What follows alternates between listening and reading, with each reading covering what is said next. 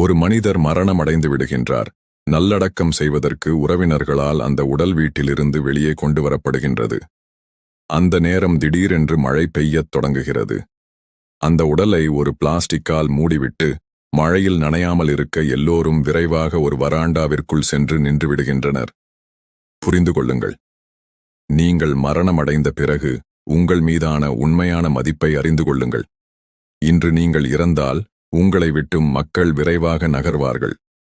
உங்கள் உடல் மீண்டும் வீட்டிற்குள் கொண்டு வரப்படாது. உங்களுக்காக யாரும் மழையில் நனைய மாட்டார்கள். உங்களுக்காக கொஞ்சம் கண்ணீர் சிந்தலாம்.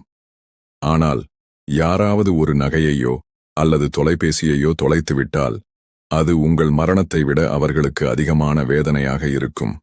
இப்போது சொல்லுங்கள், உங்களை இத்தனை சீக்கிரம் மறக்க காத்திருக்கும் மனிதர்களில் யாரை திருப்திப்படுத்த இன்று இப்போது இவ்வளவு பதற்றமாய் ஓடிக்கொண்டிருக்கிறீர்கள்?